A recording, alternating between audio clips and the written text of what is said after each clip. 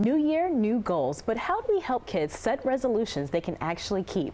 Join me now with realistic ways to turn big dreams into achievable wins that build confidence and lifelong habits. Our CEO of Mori Learning, Chloe Kaplan, and COO, Abby Maslin. Welcome, ladies. Thank you. So good to be here. So good to have you here. Happy New Year. Happy New Year. And we adults, we always set resolutions. We do the vision boards, but you know what? We need to let that trickle down to the little ones too. Tell us more about how important it is to make sure your kids have achievable goals and actually goals written down. It's very achievable, and it's a great thing to think through, because the idea is we really want to break them into smaller goals to make them successful. And that's not because we're undermining their ability or saying you can't achieve big things. It's we're making them attainable, and then we can build on them throughout the year.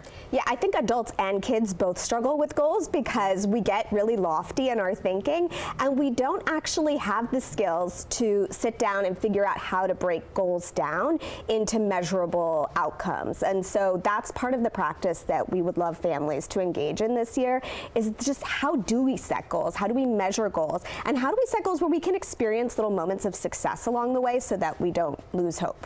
Exactly. And we're always telling kids dream big, but then we're also like, okay, but wait, not that big. Let's break it down and make it, smaller so that it can turn big. So we have some tips and tricks to share with you. And I want to know more about these tips and tricks. I have a 2-year-old, but my niece is 17. Okay. So there's a lot of room in between in my family, and yes. I know a lot of our viewers have kids in between that 2 to 17 range. So tell us some of the tips to make those goals achievable, and also write the vision, make it plain. How do we make those visions plain for our kids? Yeah, so great questions.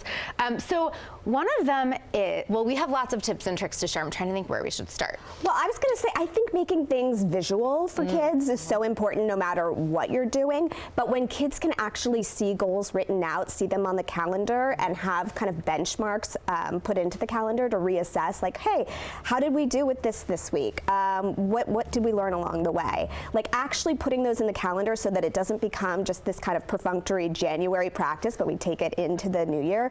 That's one way of really getting kids on board, letting them see it with their eyes. Definitely.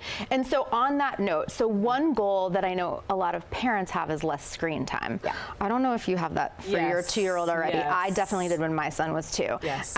And so instead of saying we're doing less screen time this year, which just means eye rolls and groans and no one's happy about it, it's empowering the child to swap it out for something that they're actually excited about. So instead of like just no screen time, and then it's like, well, what do I do during that time? Nothing, or like read or do math, or they're choosing the activity, and it can be anything within reason, but not on the screen. So for my son, he is all of a sudden really into ice hockey. So it's practicing hockey in the basement. So instead of his after school chill screen time, he's gonna practice his hockey and do something athletic. He wants to be sporty.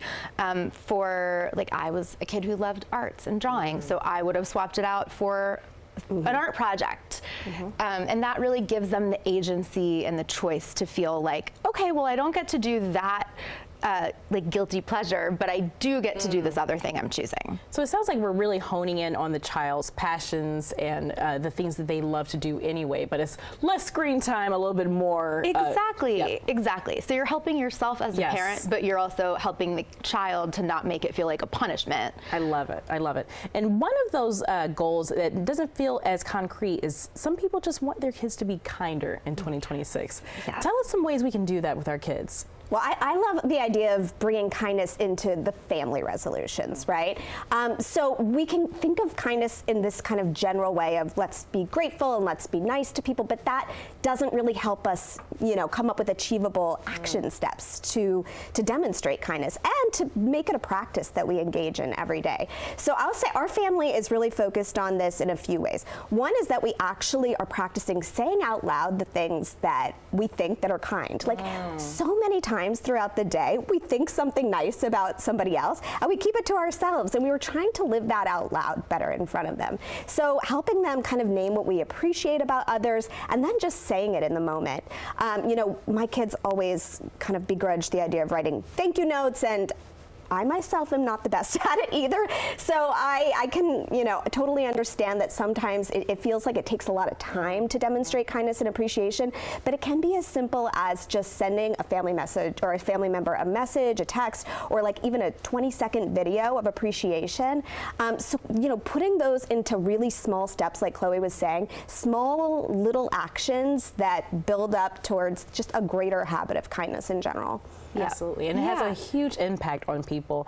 We're running out of time, ladies, but I have to ask, how can we learn more information about Amore Learning? Because I know everybody at home, like, I love everything these ladies are saying. Here's my money, here's my children. Please help us. Well, first of all, we have all of these tips and tricks on our website, and we are happy to share them with all of you. So really plug and play amorelearning.com, and we will send you all of them. We're Amore Learning on Instagram. I'm Chloe Cap on Instagram. Abby is Abby Maslin on Instagram. And we love hearing from you. We are, DC locals and just love communicating with everyone out there who has questions and any ways we can help support. I have to follow you as soon as this segment wraps.